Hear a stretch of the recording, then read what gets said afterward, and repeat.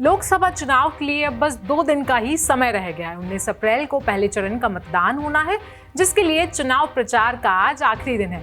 ऐसे में ये जानना बहुत जरूरी है कि देश की जनता के लिए कौन सा मुद्दा सबसे अहम है। इस कड़ी में द इंडियन एक्सप्रेस ने पश्चिमी यूपी की हकीकत जानने की कोशिश की और समझा कि यहाँ की जनता के लिए कौन सा मुद्दा सबसे बड़ा है। इस रिपोर्ट में हमें पता चला कि वेस्ट यूपी में महंगाई, ईडी की कार्रवाई और इलेक्टोरल बॉन्ड तो मुद्दे हैं ही, लेकिन ये मुद्दा जाति और धर्म से ऊपर नहीं है। देखा जाए तो यहाँ के लोगों ने केजरीवाल और हेमंत सोरेन जैसे लोगों की गिरफ्तारी के खिलाफ भी आवाज उठाई, साथ ही इन कार्रवाइयों के समय के खिलाफ भी आवाज उठाई गई। लेकिन यहाँ की जनता के बीच ये कारण भाजपा के खिलाफ इस्तेमाल होने में उतना मजबूत नहीं बन पाया।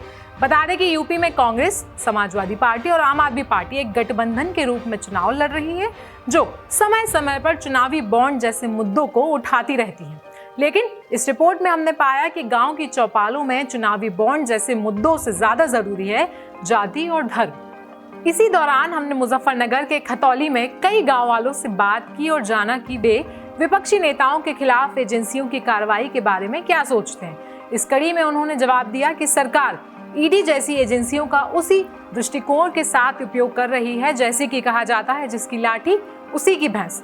अगर ईडी निष्पक्ष होती तो कुछ बीजेपी नेताओं के खिलाफ भी कार्रवाई जरूर करती। एक स्थानीय ने भाजपा नेताओं पर सवाल उठाते हुए कहा कि क्या बीजेपी के सभी नेता निर्दोष हैं? यहाँ ऐसे भाजपा नेता हैं जिनके पास 2017 से पहले कुछ भी नहीं था, लेकिन आज उनके पास जमीन और कई एसयूवी कारें हैं। बता दें कि खतौली का भी एक राजनीतिक इतिहास रहा है। 2017 और 22 के विधानसभा चुनाव में भाजपा ने यहाँ से जीत हासिल की थी, लेकिन 2022 में भाजपा से खतौली विधायक विक्रम सिंह को अयोग्य ठहराते हुए इस सीट पर चुनाव आयोग ने उपचुनाव कराए, जिसके बाद यहाँ राष्ट्रीय लोकदल ने जीत हासिल की। और बता दें कि वेस्ट यूपी में आरएलडी की अच्छी खासी पकड़ है, जिसका फायदा सीधा भाजपा को होने वाला है, क्योंकि हाल ही में आरएलडी ने कांग्रेस का साथ छोड़कर बीजेपी का दामन थाम लिया, जिससे कि पश्चिमी यूपी के दलित, मुस्लिम और जाट वोट सारे के सारे भाजपा की ओर शिफ्ट होने वाले हैं।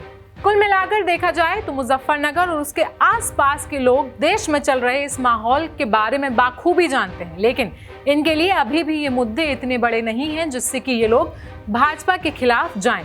कुछ लोगों ने समान नागरिक संहिता को एक आवश्यकता बताया, तो किसी ने जनसंख्या असंतुलन को एक बड़ा मुद्दा बताया। कुछ लोगों का कहना है कि यूसीसी इतना बड़ा कारण तब भी नहीं है कि वे जाकर इसके लिए भाजपा को वोट करें। तो दूसरी ओर कुछ लोगों ने कहा कि मुजफ्फरनगर को सपा के राज में काली छवि वाला माना जाता था। लोगों का कहना है कि सपा ने यहाँ के मुसलमानों को खुली छूट दे रखी थी और 2017 के बाद यहाँ से किसी तरह का छेड़छाड़ का कोई मामला देखने को नहीं मिला।